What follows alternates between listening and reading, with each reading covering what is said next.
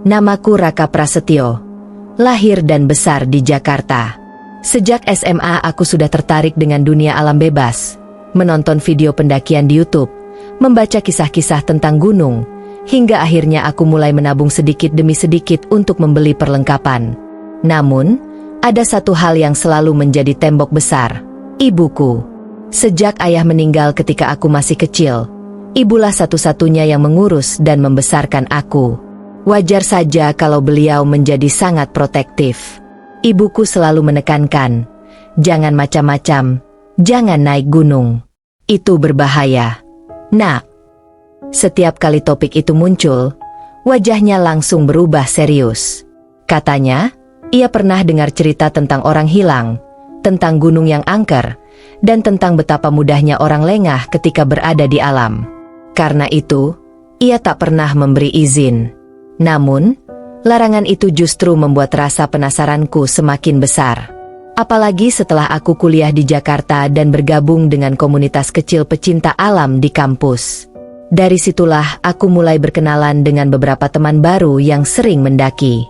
Mereka sudah menjejakkan kaki di berbagai gunung, sementara aku hanya bisa mendengarkan cerita. Suatu sore, di sebuah warung kopi dekat kampus, aku diajak oleh Ardi, teman satu fakultas, untuk ikut pendakian ke Gunung Sindoro.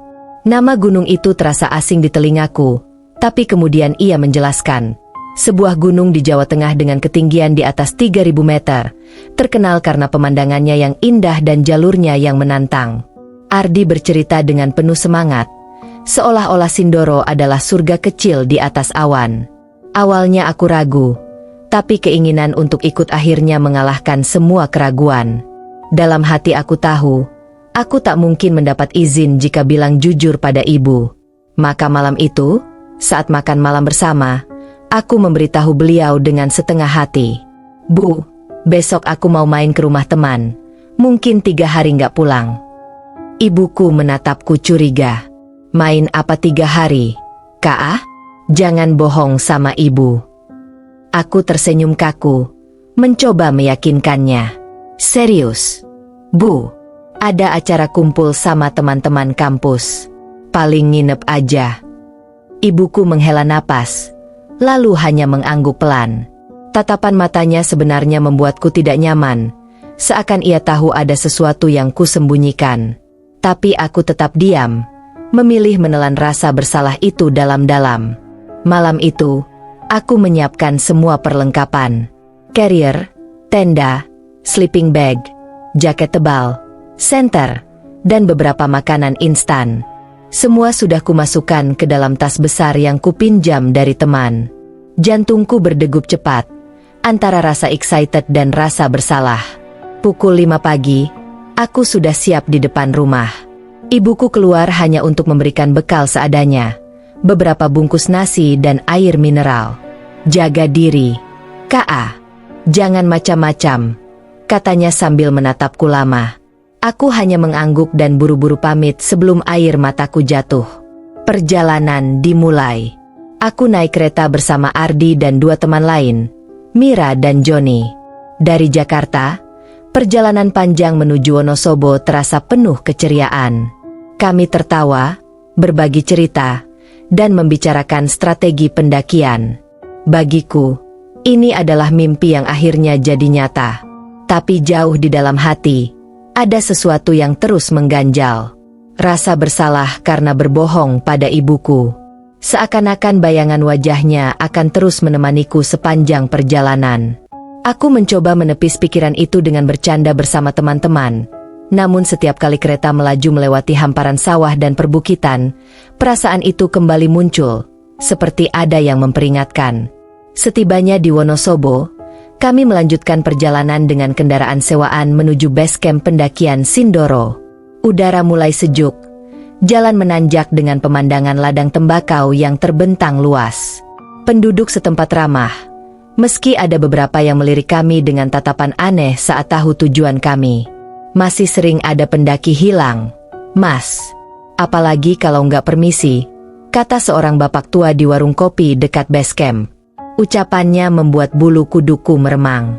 Tapi Ardi hanya tertawa, menganggap itu bagian dari cerita mistis khas masyarakat sekitar gunung. Aku diam saja, menyimpan ucapan itu di dalam hati. Malam sebelum pendakian, kami menginap di base camp kecil. Aku terbaring di kasur tipis, menatap atap kayu yang penuh sarang laba-laba. Saat itu, aku benar-benar teringat kata-kata ibu. "Jangan macam-macam, Kak." Suaranya begitu jelas seakan ia berbisik di telingaku. Aku memejamkan mata, mencoba tidur, tapi perasaan bersalah itu semakin berat. Aku merasa seperti menandatangani sebuah perjanjian yang tak pernah ku mengerti. Dan aku tidak tahu bahwa kebohongan kecil itulah yang akan menyeretku ke dalam malam panjang di Gunung Sindoro, malam yang tak pernah berakhir. Pagi itu, udara di base camp Sindoro terasa dingin menusuk, berbeda jauh dengan Jakarta yang penuh polusi dan panas. Aku mengenakan jaket tebal sambil memeriksa kembali perlengkapan di dalam carrier. Di luar, langit masih sedikit gelap, dan suara ayam berkokok bersahut-sahutan dari kampung sekitar. Ardi yang sudah lebih berpengalaman memimpin kami. Ia menyemangati, sambil memastikan semua peralatan aman. "Ingat, jangan terlalu cepat di awal. Simpan tenaga. Kita target sampai pos tengah sore ini," katanya. Aku mengangguk, berusaha menyerap setiap instruksi. Mira, satu-satunya perempuan di kelompok kami, terlihat bersemangat sambil merekam video singkat dengan ponselnya. "Nanti aku bikin vlog pendakian." "Bagus banget pasti," katanya riang. Johnny, yang terkenal agak kocak, malah sibuk bercanda tentang betapa beratnya carrier yang dipikulnya. Kami mulai melangkah, meninggalkan base camp. Jalan setapak menanjak dengan pemandangan ladang tembakau yang menghampar luas. Para petani sudah sibuk bekerja, beberapa di antaranya menoleh sekilas ke arah kami. Ada yang tersenyum ramah, tapi ada juga yang hanya diam dengan tatapan yang sulit ku terjemahkan, antara heran atau seolah ingin memperingatkan. Aku berusaha menepis pikiran aneh itu. Bagiku, semua masih terasa baru dan menantang. Nafasku mulai berat, tapi rasa penasaran membuat kakiku tetap melangkah. Sesekali kami berhenti, minum air, dan mengambil foto. Sekitar 1 jam berjalan, jalur mulai memasuki hutan pinus. Suasana berubah drastis. Udara semakin dingin, sinar matahari hanya menembus samar di sela-sela pepohonan tinggi. Aroma tanah basah dan dedaunan menambah nuansa sejuk sekaligus mistis. Di tengah perjalanan, Johnny tiba-tiba bersuara. Kalian denger nggak?" Kami semua berhenti. Aku menajamkan telinga, tapi hanya ada suara burung dan desir angin. "Nggak ada apa-apa," jawab Ardi santai. Johnny mengangkat bahu. "Kayak ada suara musik, entah gamelan atau apa, tapi samar banget." Aku ikut merasakan sejenak. Memang ada sesuatu, samar sekali. Bukan jelas seperti suara nyata, tapi lebih seperti dengungan halus yang bercampur dengan angin. Aku menggigil, entah karena dingin atau firasat buruk. Mungkin halusinasi. "Jalannya aja, John," potong Ardi cepat, seolah enggan memperpanjang pembicaraan. Kami melanjutkan perjalanan. Namun, pikiran tentang suara samar itu menempel di kepalaku. Apalagi sejak kecil, aku sering mendengar cerita mistis dari ibuku tentang gamelan yang terdengar dari gunung. Katanya tanda ada makhluk halus yang sedang mengadakan pesta. Aku mencoba menepisnya, tapi bayangan itu membuatku sesekali menoleh ke belakang. Menjelang siang, kami tiba di sebuah pos kecil. Di sana ada beberapa pendaki lain yang sedang beristirahat. Mereka menyapa ramah, berbagi rokok, dan saling bertukar cerita jalur. Suasana kembali ringan. Namun, saat hendak melanjutkan perjalanan, langit tiba-tiba mendung. Awan gelap bergerak cepat menutupi sinar matahari. Angin bertiup kencang, membuat dedaunan bergetar keras. "Kok cepat banget gelapnya?" gumam Mira sambil menyalakan jaket hujan tipis. Aku menatap langit dengan perasaan aneh. Awan seolah muncul dari arah puncak, bergerak turun menelan jalur yang akan kami lalui. Petir sesekali menyambar jauh di kejauhan, tapi suaranya tidak wajar, lebih seperti dentuman logam. Perjalanan menjadi lebih berat. Jalur semakin menanjak, tanah licin, dan udara makin dingin.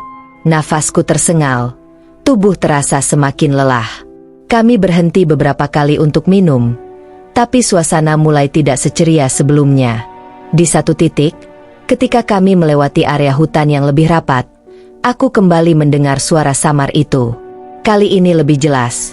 Ting, ting, dung. Seperti alunan gamelan yang pelan namun teratur. Aku berhenti melangkah. "Kalian denger nggak sekarang?" tanyaku. Mira menoleh. Wajahnya pucat. "Iya, aku juga denger." Ardi terlihat kesal. "Sudahlah, jangan dipikirin. Mungkin ada orang latihan gamelan di desa bawah." Suaranya ke bawah angin. Tapi jawabannya terasa terlalu dipaksakan. Suara itu terlalu teratur, terlalu dekat, padahal kami sudah jauh dari desa. Semakin lama, semakin jelas. Suara gamelan itu bercampur dengan aroma bunga melati yang kuat. Hidungku tiba-tiba penuh dengan wangi aneh itu, membuat kepalaku pening. Aku berhenti, mencoba menenangkan diri, tapi langkahku terasa goyah. "Raka, lo nggak apa-apa?" tanya Joni sambil menepuk bahuku. Aku mengangguk cepat, meski sebenarnya perasaanku tidak enak. Dalam hati aku mulai bertanya-tanya, apakah kebohongan kecilku pada ibu ada kaitannya dengan ini?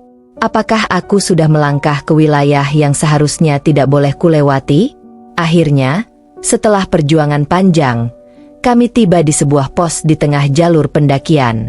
Kami memutuskan mendirikan tenda di sana, karena cuaca semakin buruk. Hujan rintik-rintik mulai turun, kabut tebal menyelimuti hutan, dan suara samar itu sesekali masih terdengar di telingaku. Malam itu, aku duduk di depan tenda, memandangi kabut yang semakin pekat. Dari kejauhan, samar-samar suara gamelan itu kembali terdengar. Bulu kuduku berdiri, dan untuk pertama kalinya, aku merasa bahwa perjalanan ini tidak akan berjalan normal. Seperti ada sesuatu yang menunggu di tengah kabut, dan aku belum siap menghadapinya. Tenda akhirnya berdiri dengan susah payah. Hujan yang turun semakin deras membuat tanah becek. Beberapa kali pasak tenda hampir lepas karena tertancap di tanah lunak. Aku, Ardi, Mira, dan Joni bekerja sama dengan cepat, meski lelah dan dingin menusuk tulang. Begitu tenda selesai, kami segera masuk ke dalam, menghangatkan diri sambil merebus air untuk membuat kopi instan. Di dalam tenda, suasana agak lebih tenang. Jaket yang basah membuat tubuhku menggigil, tapi aroma kopi hangat sedikit menenangkan. Kami duduk melingkar, memakan roti dan mie instan sambil bercanda seadanya. Joni berusaha mencairkan suasana dengan lelucon khasnya. Namun, di sela-sela tawa itu, telingaku kembali menangkap sesuatu. Samar, jauh, tapi nyata, suara gamelan. Suara itu seolah datang dari balik kabut, mengalun perlahan seperti iringan sebuah upacara. Aku spontan berhenti tertawa, menoleh keluar tenda. Mira yang duduk di sebelahku juga tampak menegang. Ia menaruh gelas kopinya, lalu berbisik, "Kalian dengar, enggak?" Hening sejenak. Ardi menghela napas keras. "Udahlah, jangan bahas itu lagi. Paling cuma sugesti. Kita capek, telinga bisa salah nangkep suara." Tapi aku tahu, itu bukan sugesti. Suara itu nyata, pelan, tapi teratur. Ting, dung, ting, dung, dung, diiringi aroma melati yang semakin menusuk hidung. Anehnya, suara itu seperti tidak terus-menerus. Ia datang sebentar, lalu hilang. Muncul lagi, hilang lagi. Seolah sedang bermain-main dengan kami. Aku mencoba menenangkan diri. Mungkin benar kata Ardi, ini hanya sugesti karena kelelahan. Aku merebahkan tubuhku, menarik sleeping bag sampai ke leher, dan memejamkan mata. Namun, saat semua mulai terlelap, aku terbangun lagi. Entah pukul berapa. Di luar tenda gelap gulita, hanya terdengar bunyi hujan yang menetes di daun-daun. Tapi samar, suara gamelan itu terdengar lebih jelas. Kali ini bukan sekadar bunyi logam, tapi benar-benar seperti orkestra gamelan lengkap. Bonang, saron, kendang, semuanya berpadu. Jantungku berdegup kencang. Aku menoleh ke sekitar. Ardi tidur pulas. Joni mendengkur pelan. Mira menggeliat sebentar lalu kembali diam. Seolah hanya aku yang mendengarnya. Aku duduk perlahan, menajamkan telinga. Suara itu datang dari arah hutan, tidak terlalu jauh dari tenda. Bersamaan dengan itu, bau melati semakin kuat, menusuk sampai membuat perutku mual. Tanpa sadar, aku membuka resleting tenda sedikit, mengintip keluar. Kabut begitu tebal hingga hanya beberapa meter di depan mata yang bisa terlihat. Namun, di antara kabut itu, aku melihat sesuatu. Cahaya kecil berkelip seperti lampu minyak yang bergerak perlahan. Aku terpaku. Cahaya itu bergerak seirama dengan suara gamelan. Semakin lama semakin dekat.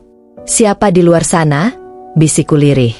Meski sebenarnya aku tidak berharap ada jawaban.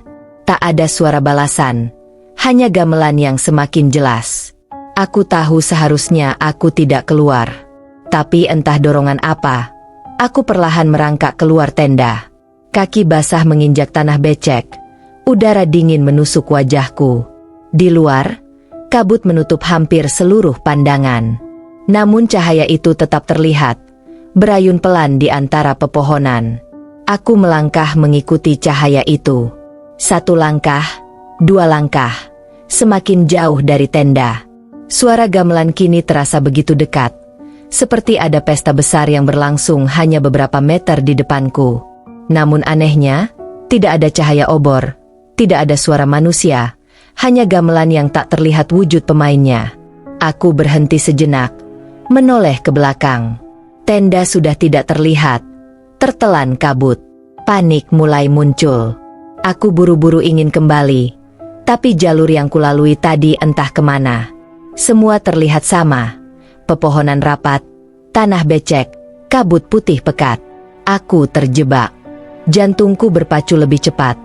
Keringat dingin membasahi pelipis meski udara begitu dingin.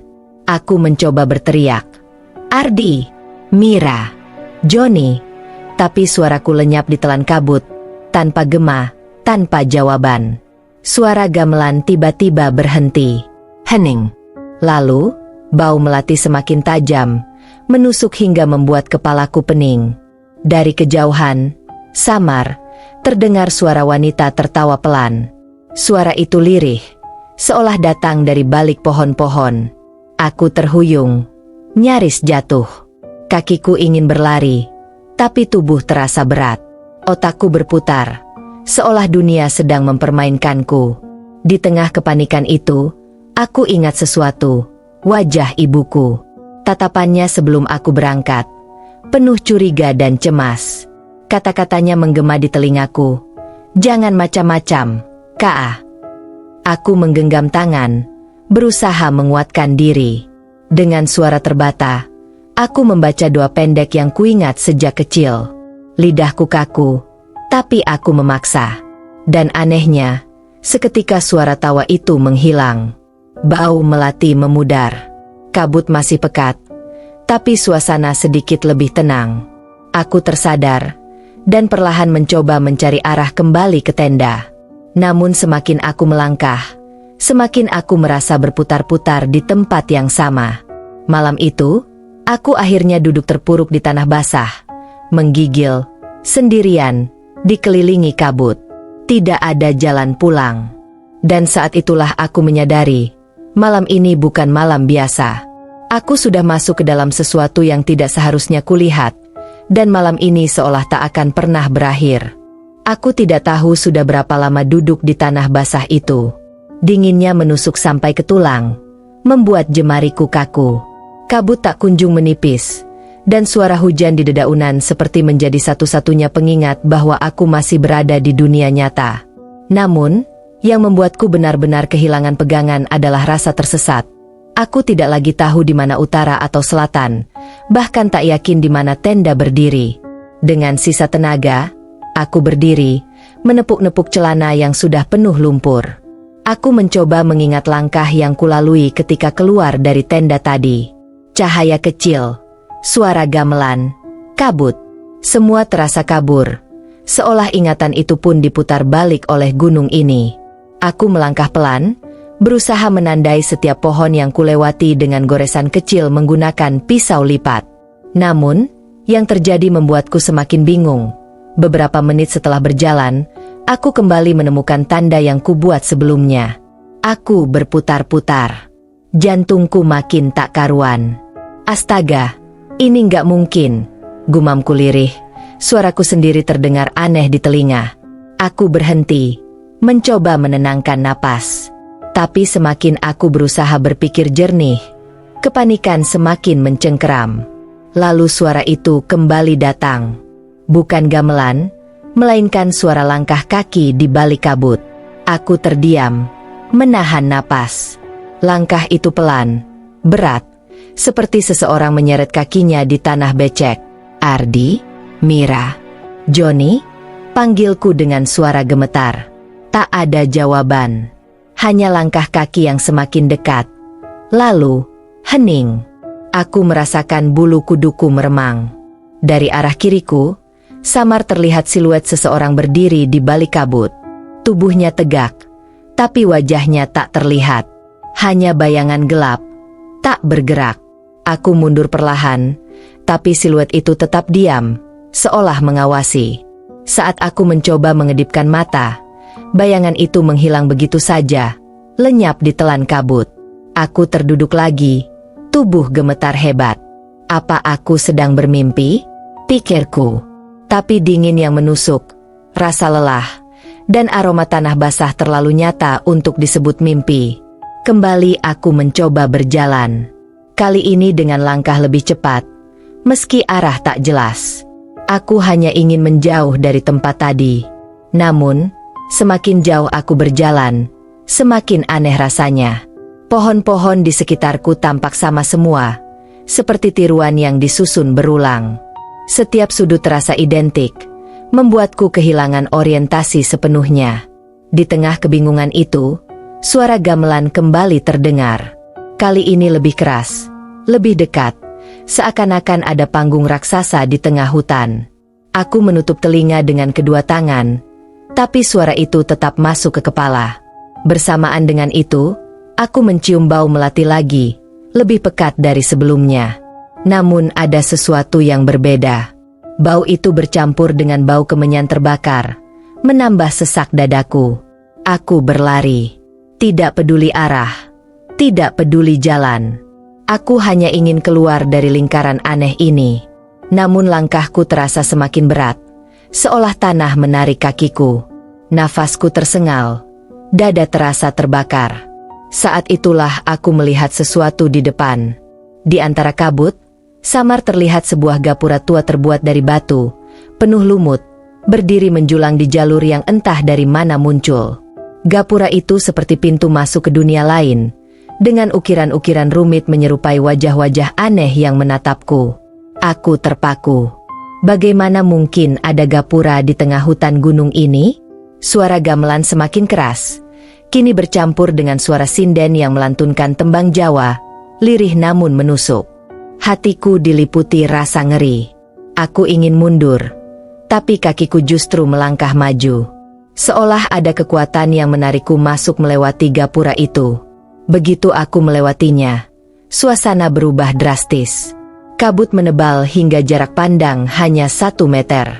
Suara gamelan bergema di sekeliling, tapi tidak ada satupun wujud manusia.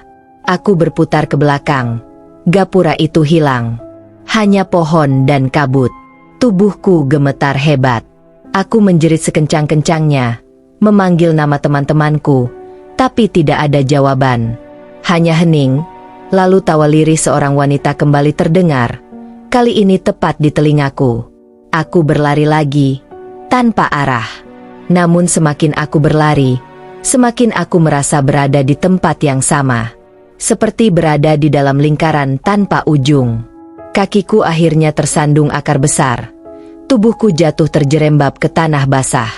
Air mata menetes tanpa kusadari. Aku bukan hanya lelah, tapi juga putus asa. Dalam kepanikan itu, aku kembali teringat pada ibuku. Bayangan wajahnya muncul jelas di benakku. Wajah yang penuh kasih namun kulukai dengan kebohongan. Rasa bersalah menekan dadaku, membuat napas makin sesak. Aku salah, Bu, aku salah, bisikku lirih sambil menahan tangis. Di antara keputusasaan itu, aku memejamkan mata, memaksa mulutku berdoa. Kata-kata yang sederhana, yang kupelajari sejak kecil, mengalir terbata-bata dari bibirku. Anehnya, setelah doa itu terucap, suara gamelan mulai mereda. Bau melati perlahan hilang, hanya tersisa dingin dan kabut. Aku membuka mata, dan mendapati diriku masih di hutan, tapi lebih tenang. Meski tetap tidak tahu arah, setidaknya rasa mencekam itu sedikit berkurang. Namun satu hal pasti, aku benar-benar tersesat. Dan aku mulai mengerti, mungkin ini bukan sekadar salah jalan. Ada sesuatu yang memang ingin membuatku tetap di sini. Malam itu terasa panjang, dan aku sadar, aku mungkin tidak akan melihat fajar esok hari. Aku tidak tahu lagi apakah waktu masih berjalan normal. Entah sudah berapa lama aku berada di hutan itu. Yang ku tahu, langit tetap gelap. Tidak ada tanda fajar. Tidak ada cahaya matahari menembus kabut. Seolah-olah waktu membeku, menahanku dalam malam yang tidak pernah berakhir. Tubuhku semakin lemah. Perutku perih karena lapar. Tenggorokan kering. Botol air yang kubawa sudah lama kosong. Carrier dan peralatan lain entah di mana. Semua tertinggal saat aku keluar dari tenda. Sekarang aku hanya membawa diriku sendiri, tersesat dalam kabut yang menutup setiap jalan pulang. Aku berjalan tanpa arah, mencoba mencari celah di antara pepohonan. Namun semakin jauh aku melangkah, semakin kuat rasa deja vu. Aku melihat pohon besar dengan akar menjuntai. Lalu setelah berjalan cukup lama, aku menemukannya lagi. Pohon yang sama. Lingkaran tanpa ujung. Setiap kali aku mencoba duduk untuk beristirahat, suara gamelan kembali datang. Kadang samar, kadang keras. Irama yang dulu terasa indah kini menjadi kutukan, menekan pikiranku hingga hampir gila. Dung, ting, dung, ting, dung. Suara itu tidak pernah berhenti. Seakan-akan malam ini diciptakan hanya untuk mengiringi langkahku yang tersesat. Aku mencoba menutup telinga dengan kedua tangan, tapi suara itu menembus langsung ke dalam kepala. Lalu, dari sela kabut, muncul cahaya-cahaya kecil berwarna merah kekuningan, bergerak beriringan seperti barisan obor. Aku menahan napas, jantung berdegup liar. Dari arah cahaya, samar terdengar suara orang banyak bercakap-cakap. Aku tidak bisa memahami kata-katanya, tapi intonasinya seperti percakapan dalam bahasa Jawa halus. Aku merasakan bulu kuduku berdiri. Apakah ada rombongan pendaki lain? Atau sesuatu yang lain? Rasa ingin tahu mendorongku untuk mendekat. Aku berjalan pelan, menyingkap kabut. Namun semakin dekat, semakin aneh yang kulihat. Cahaya-cahaya itu ternyata tidak berasal dari obor, melainkan dari bara api yang melayang di udara, bergerak sendiri tanpa orang yang membawanya. Aku tertegun, tubuhku gemetar. Suara percakapan masih ada, tapi tidak ada wujud manusia. Hanya kabut, pohon, dan bara api yang berkelip. Tiba-tiba, suara gamelan berhenti, digantikan oleh suara gong besar yang ditabuh sekali. Duung, menggema keras hingga membuat tanah di bawahku bergetar. Aku tersungkur, telingaku berdenging. Saat bangkit, aku melihat sesuatu di hadapanku. Bayangan besar seperti wayang raksasa berdiri tegak di antara kabut. Wujudnya hitam, dengan tangan panjang menjuntai sampai ke tanah. Wajahnya samar, tapi matanya berkilat merah. Aku terperangah, tak mampu bergerak. Wayang itu tidak bergerak, hanya menatapku. Lalu, dari belakangku, terdengar suara sinden menyanyi lirih. Suaranya merdu tapi sekaligus mengerikan, membuat dadaku sesak. Aku menoleh cepat, tapi tidak ada siapapun. Saat kembali melihat ke depan, bayangan wayang itu sudah hilang. Aku jatuh terduduk, menangis tanpa sadar. Air mataku bercampur dengan air hujan di wajahku. Tolong, Siapa saja? Tolong. Suaraku parau, nyaris tak terdengar. Namun tidak ada jawaban. Yang ada hanya tawa lirih seorang wanita. Kali ini sangat dekat. Seperti berbisik tepat di telingaku. Kowe ora bakal bali. Kau tidak akan kembali.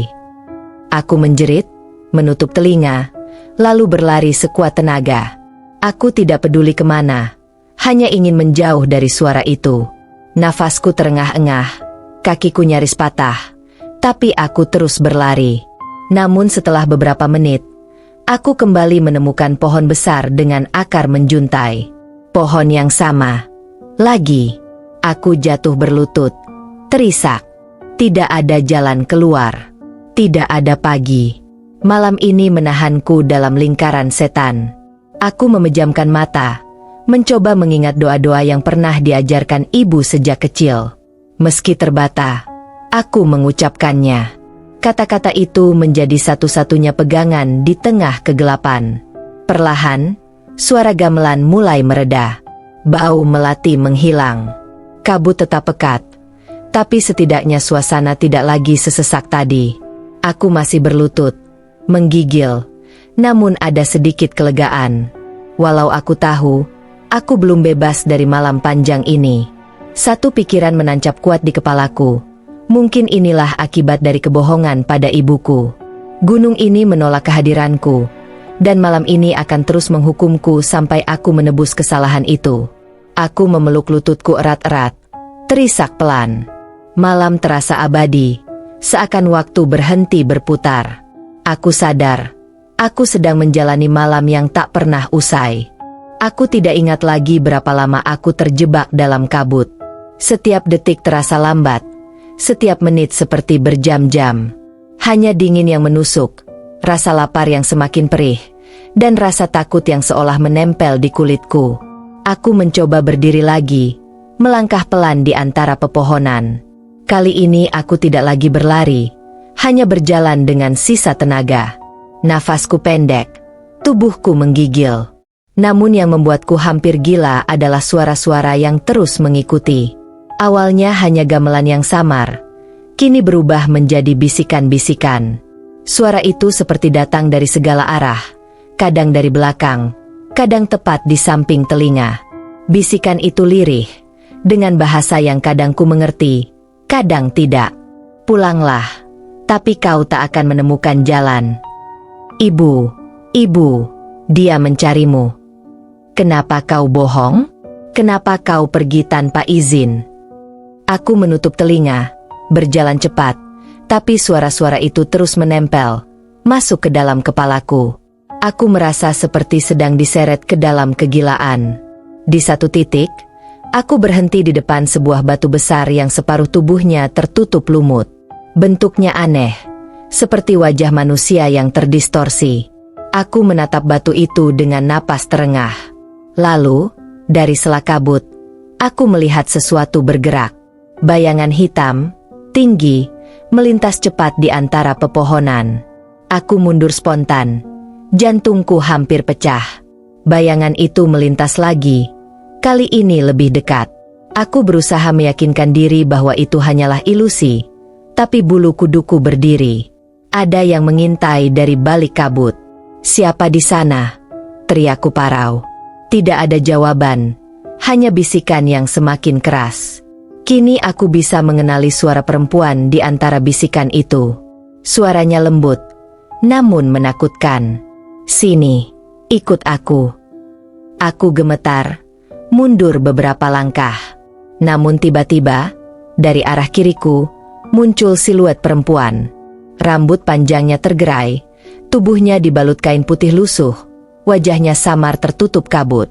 Dia berdiri diam, kepalanya sedikit miring, seolah memperhatikanku. Astaga, aku bergumam, tubuhku hampir lumpuh oleh rasa takut. Perempuan itu tidak bergerak, tapi suaranya terdengar jelas di kepalaku. Kenapa kau bohong pada ibumu? Lihat akibatnya. Air mataku mengalir deras tanpa kusadari. Rasa bersalahku kembali menyeruak, menyayat hati lebih dalam daripada rasa takut itu sendiri. Aku salah. Aku cuma pengen mendaki, Aku cuma pengen merasakan. Siluet perempuan itu mendekat selangkah. Aku menahan napas, mundur, tapi kakiku tersandung akar pohon. Tubuhku jatuh terduduk, tak mampu bangun.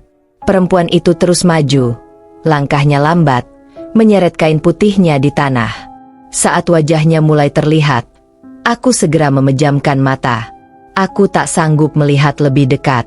Dengan sisa keberanian, aku berdoa lagi, menyebut nama Tuhan dalam hati, berulang-ulang, meski suaraku tercekat. Dan tiba-tiba, hening. Aku membuka mata perlahan. Siluet perempuan itu sudah hilang. Kabut tetap pekat, tapi tidak ada lagi sosok di depanku. Aku terisak, berusaha mengatur napas. Rasa takut memang belum hilang, tapi aku sadar doa-doa itu menyelamatkanku dari sesuatu yang lebih buruk. Aku bangkit perlahan, meski tubuhku lemah. Kali ini aku berjalan sambil terus berdoa dalam hati, tanpa berhenti. Setiap kali bisikan itu datang lagi, aku menepisnya dengan doa. Meski kadang suara-suara itu semakin keras, aku mencoba bertahan. Namun keanehan lain muncul. Aku kembali melihat cahaya kecil, tapi kali ini bukan obor atau bara. Cahaya itu berwarna biru pucat, melayang pelan di udara, lalu berhenti di depan sebuah jalan setapak sempit yang sebelumnya tidak kulihat. Apakah ini petunjuk? Atau jebakan lain? Aku ragu. Tapi tidak ada pilihan lain. Dengan hati-hati, aku mengikuti cahaya itu. Jalan setapak itu semakin menurun. Tanahnya licin. Aku berpegangan pada batang pohon agar tidak jatuh. Sesekali cahaya itu menghilang, lalu muncul lagi lebih jauh ke depan. Setelah berjalan cukup lama, aku mulai mendengar suara lain selain gamelan dan bisikan. Suara air. Gemericik air mengalir. Semakin lama semakin jelas. Aku mempercepat langkah, berharap itu sungai atau sumber air. Tapi saat kabut sedikit menipis, aku tertegun. Di depanku terbentang sebuah danau kecil. Permukaannya tenang berkilau oleh cahaya bulan samar yang entah dari mana datang. Aku mendekat, berjongkok di tepi danau, lalu meraup air dengan kedua tangan. Airnya dingin, tapi segar. Aku meminumnya rakus, membiarkan rasa haus sedikit reda. Namun, saat aku menatap permukaan air, aku terkejut. Bayangan yang kulihat bukan wajahku, melainkan wajah ibuku. Wajahnya tampak sedih, matanya berkaca-kaca, bibirnya bergerak seakan berkata sesuatu, tapi tidak ada suara. Aku menatapnya dengan air mata berlinang. Bu, maafkan aku. Danau itu bergetar. Permukaannya beriak tanpa angin. Lalu suara gamelan kembali terdengar. Kali ini lebih dekat, seakan datang dari dasar air.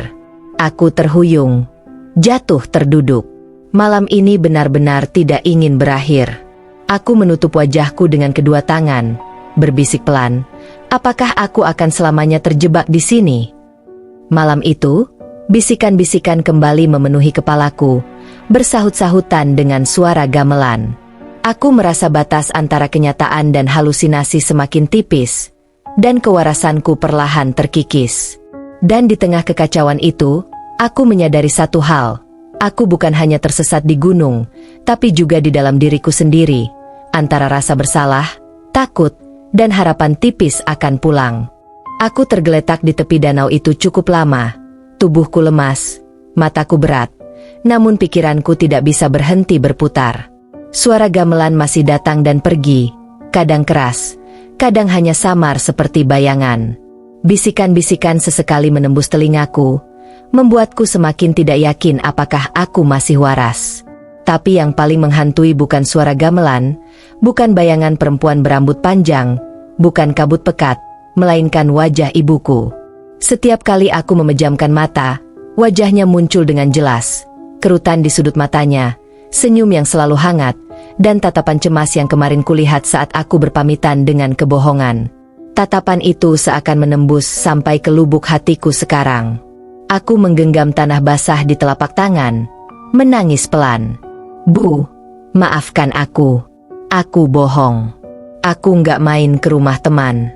Aku ke gunung ini tanpa izinmu. Aku ingin membuktikan sesuatu, tapi lihat sekarang. Aku tersesat. Bu, aku nggak bisa pulang. Air mataku bercampur dengan hujan rintik yang turun dari langit. Setiap tetesnya terasa seperti hukuman kecil yang jatuh di wajahku. Aku ingat jelas pagi itu, saat aku membawa carrier besar. Ibu sempat memelukku sebentar, memberiku bekal nasi dan air. Aku hanya menjawab dengan singkat, buru-buru pergi agar ia tidak melihat raut wajahku yang penuh rasa bersalah. Kini, pelukan itu seperti pusaka terakhir yang masih terasa hangat di tubuhku. Bisikan di sekitarku tiba-tiba berubah. Ibumu mencari. Ibumu menangis. Suara itu lembut, hampir menenangkan, tapi justru menambah rasa sesak di dadaku. Aku tidak tahu apakah itu benar, atau hanya permainan gunung ini untuk menghancurkan diriku. Tapi hatiku yakin, ibu pasti cemas, pasti menungguku pulang.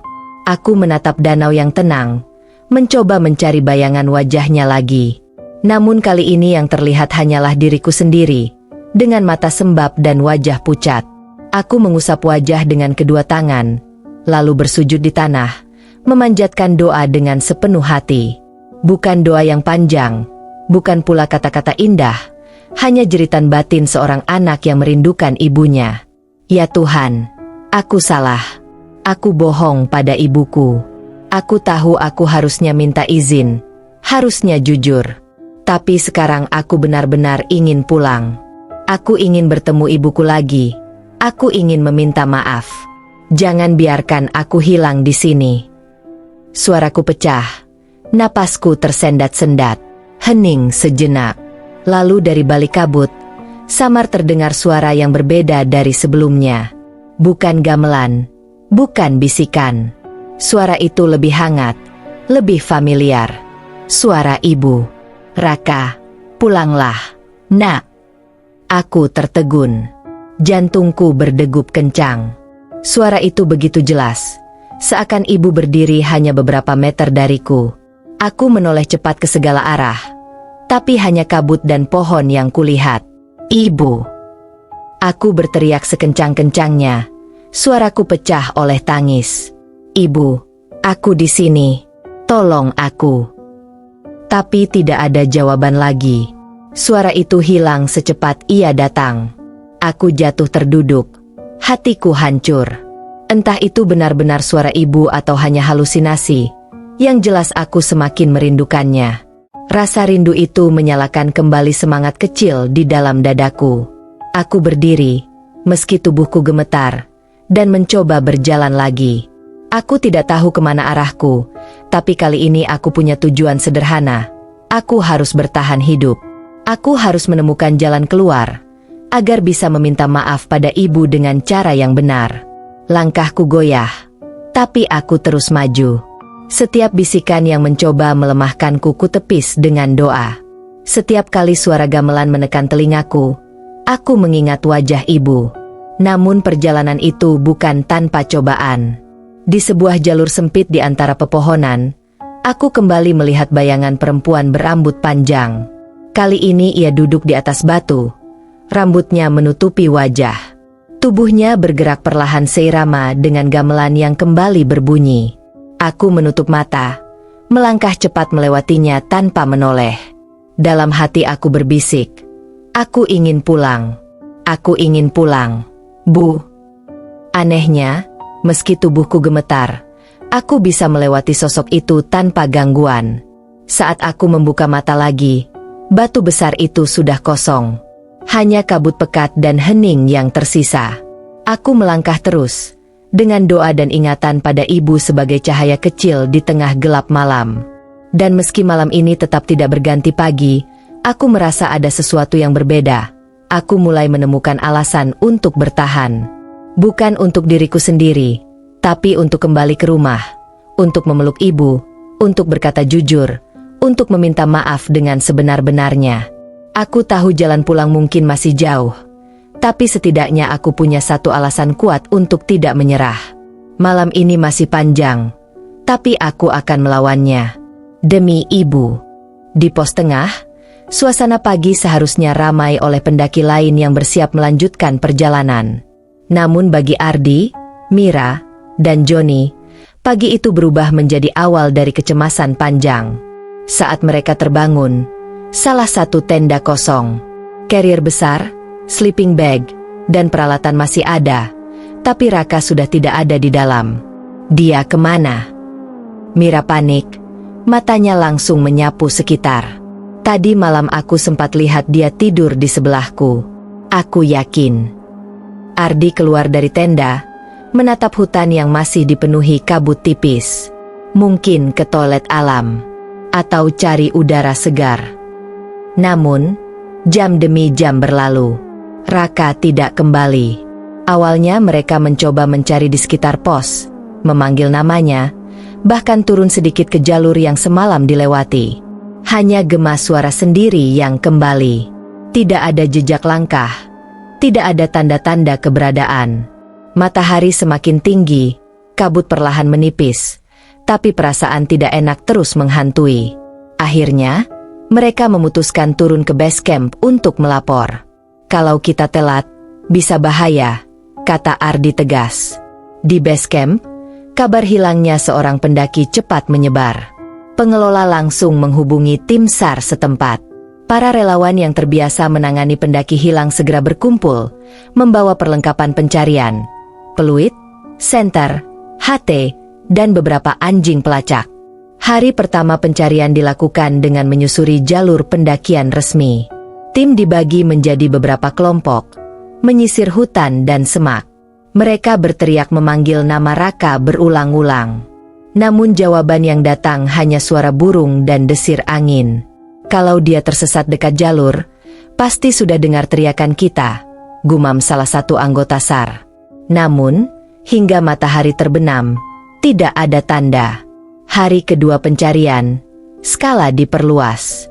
Tim mulai masuk ke jalur-jalur kecil yang jarang dilewati, bahkan mendaki ke arah yang lebih tinggi untuk mencari kemungkinan Raka mengambil jalan lain.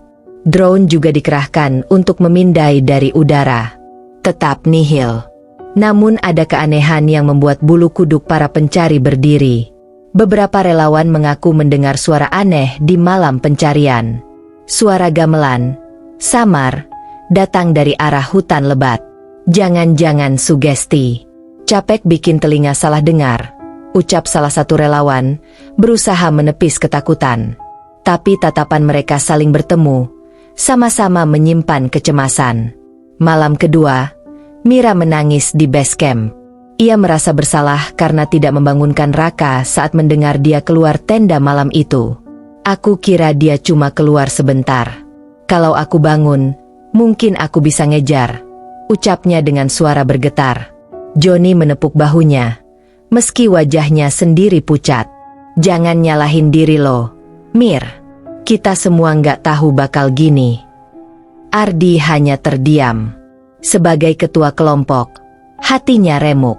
Ia tidak bisa tidur semalaman, menatap api unggun dengan mata kosong. Hari ketiga pencarian, suasana semakin tegang. Keluarga Raka dihubungi. Ibunya datang dari Jakarta dengan wajah penuh kecemasan. Saat tiba di base camp, ia langsung lemas, menangis keras sambil memanggil nama anaknya. Raka, nak, di mana kamu? Pemandangan itu membuat Mira, Joni, dan Ardi semakin tenggelam dalam rasa bersalah. Tim SAR tetap berusaha keras. Mereka menyisir jalur-jalur yang lebih ekstrim, bahkan menuruni tebing curam yang jarang dijamah pendaki. Namun hasilnya tetap kosong. Hanya kabut yang setia menemani, seolah menutup rapat rahasia gunung itu. Beberapa warga sekitar yang ikut membantu sempat memperingatkan, kalau sudah 3 hari tidak ketemu, biasanya orang itu bukan hilang di jalur biasa. Bisa jadi, ketemu, yang nyari bukan kita. Ucapan itu membuat suasana base camp semakin mencekam. Ada yang memilih diam, ada yang mencoba menguatkan diri dengan doa. Hingga sore hari di hari ketiga, sebuah kabar mengejutkan datang. Tim pencari dari jalur berbeda menemukan seseorang tergeletak di tepi sebuah danau yang jaraknya 15 km dari jalur resmi pendakian Sindoro. Tubuhnya lemas, pakaian basah, wajah pucat pasi. Itu adalah Raka. Tim segera mengevakuasi. Anehnya, Raka ditemukan tanpa carrier, tanpa perlengkapan apapun. Padahal, semua barang bawaannya masih utuh tertinggal di base camp. Bagaimana bisa dia sampai sini? Tanya salah satu anggota SAR bingung. Jaraknya terlalu jauh, dan jalurnya bukan jalur manusia. Tidak ada yang bisa menjawab. Mereka hanya fokus mengangkat tubuh Raka yang hampir tidak sadarkan diri, lalu membawanya turun secepat mungkin. Ketika kabar itu sampai ke base camp, ibunya langsung histeris menangis lega. Mira, Joni, dan Ardi saling berpandangan dengan wajah penuh campur aduk. Lega, tapi juga bingung. Apa yang sebenarnya terjadi pada Raka selama 3 hari menghilang? Aku membuka mata dengan perlahan. Cahaya samar menyilaukan mataku, membuatku menyipit. Tubuhku terasa berat, seperti dipenuhi batu. Nafasku pendek, setiap tarikan dada disertai rasa nyeri yang menusuk. Di sekelilingku, kabut masih bergelantungan tipis, tapi berbeda dari sebelumnya. Lebih ringan, tidak sepekat hutan tempat aku tersesat.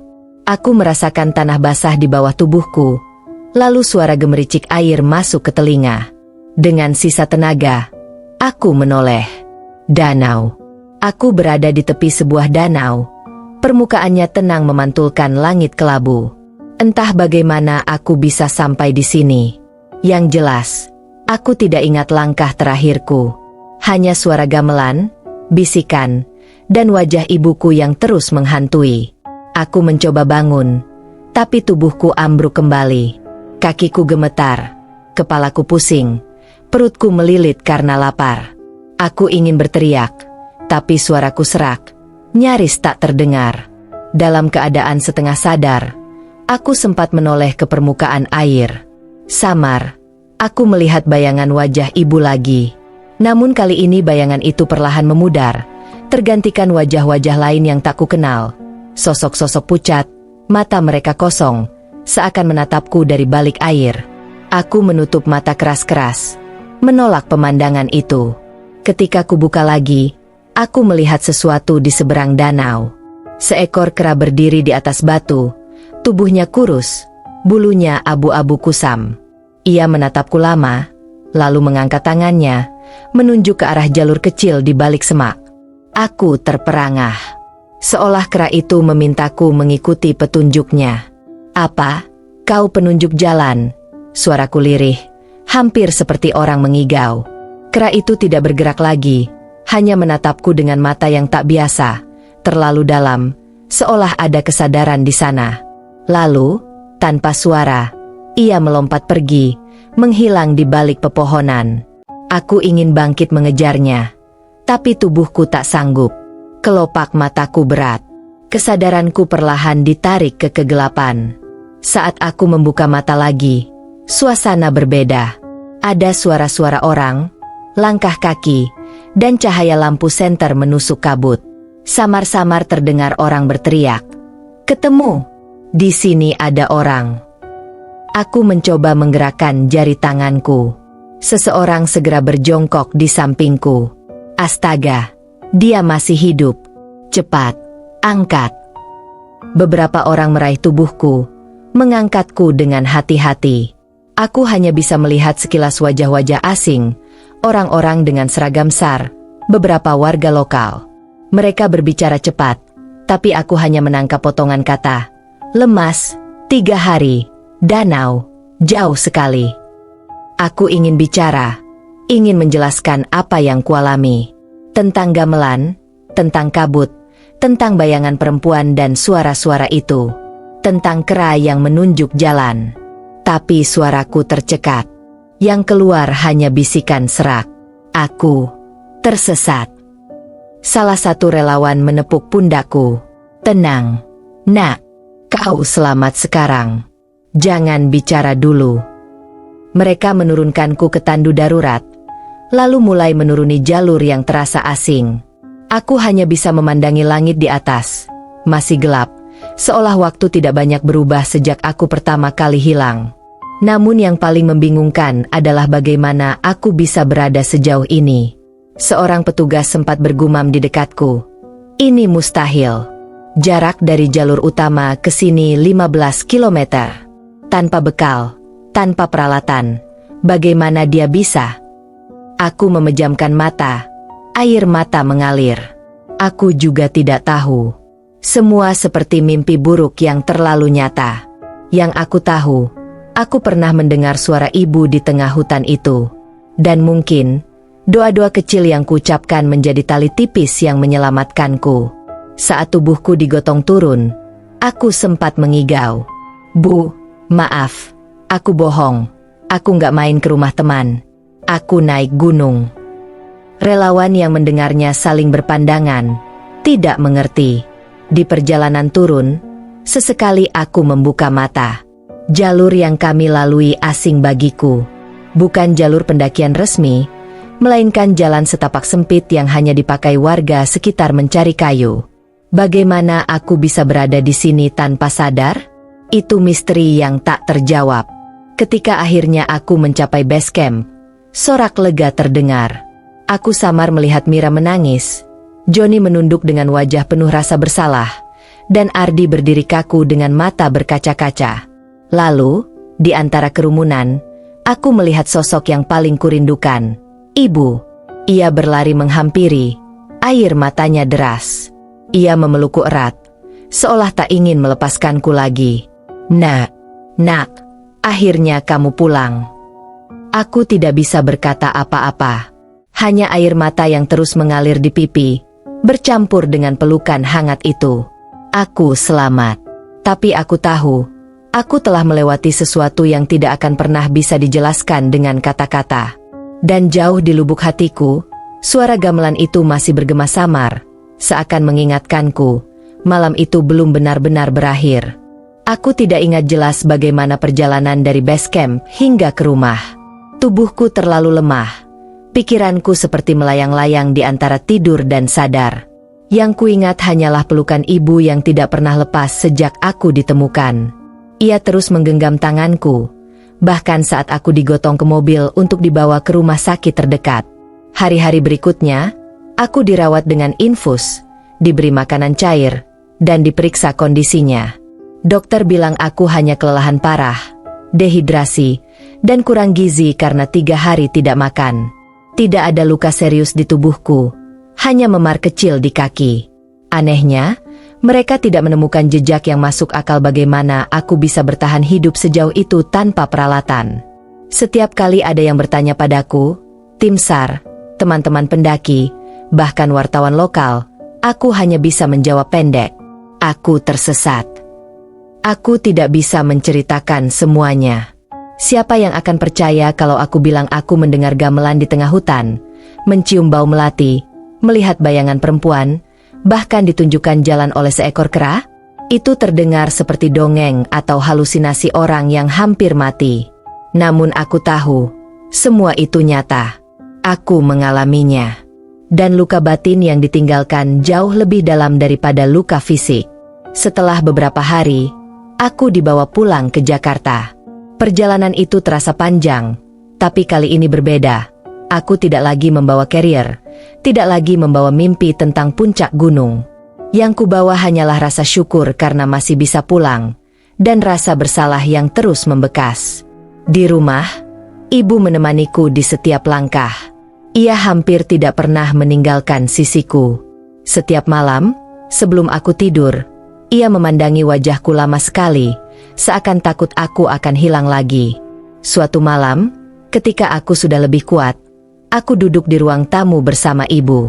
Hanya ada cahaya lampu temaram, suasana hening. Aku menunduk, lalu dengan suara lirih berkata, "Bu, maaf, aku bohong waktu itu.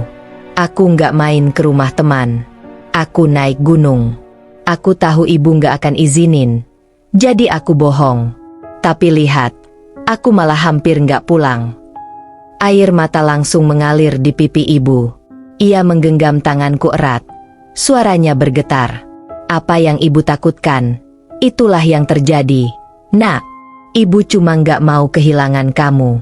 Kalau kamu jujur dari awal, mungkin kita bisa cari jalan yang lebih aman. Tapi kamu memilih pergi diam-diam. Aku ikut menangis. Tidak ada yang bisa kujawab selain, "Maaf, Bu, maafkan aku." Ia mengusap kepalaku, mencoba tersenyum meski wajahnya penuh air mata. "Ibu sudah maafkan. Yang penting kamu pulang." Pelukan itu menghangatkanku lebih dari selimut manapun. Tapi jauh di dalam hatiku, aku tahu luka itu tidak akan hilang begitu saja. Bukan hanya luka di hati ibu, tapi juga luka di hatiku sendiri. Luka karena pernah meremehkan nasihatnya, karena memilih kebohongan, dan karena merasakan sendiri betapa tipis batas antara hidup dan mati di gunung itu. Hari-hari berlalu. Teman-teman kampus datang menjenguk, membawa buah tangan, mendoakan kesembuhanku. Ardi, Mira, dan Joni pun datang. Wajah mereka masih dihantui rasa bersalah. "Rak, kalau bukan karena kebohongan lo, kita semua nggak bakal ngalamin ini," kata Ardi. "Tapi gue juga salah. Gue terlalu ngeyakinin lo buat ikut. Aku hanya menggeleng lemah. Jangan salahin diri kalian. Ini semua salahku sendiri." Kami terdiam cukup lama. Tidak ada yang bisa menutup luka itu dengan kata-kata. Beberapa minggu setelah kejadian, aku mencoba tidur nyenyak di kamarku. Tapi setiap malam, aku terbangun. Bukan karena mimpi buruk yang jelas, melainkan karena suara samar. Dung, ting, dung, ting. Suara gamelan itu masih terdengar di kepalaku, meski aku jauh dari Gunung Sindoro. Kadang hanya sebentar, kadang cukup lama hingga membuatku sulit kembali tidur. Aku tidak tahu apakah itu sisa trauma atau benar-benar sesuatu yang masih mengikutiku. Setiap kali suara itu muncul, aku hanya bisa menutup mata, berdoa, lalu memegang erat tangan ibu jika kebetulan ia tertidur di sampingku. Aku selamat. Tapi aku tahu, ada bagian dari diriku yang tertinggal di gunung itu. Malam panjang yang tak pernah usai, gamelan yang terus bergema, dan kabut yang menelan langkahku, semuanya kini menjadi bagian dari hidupku. Aku bisa pulang.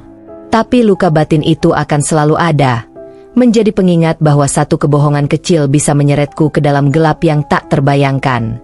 Dan sampai hari ini, aku masih bertanya-tanya, apakah malam itu benar-benar sudah berakhir? Atau aku hanya dibebaskan sebentar, sementara gamelan itu tetap menungguku di kejauhan?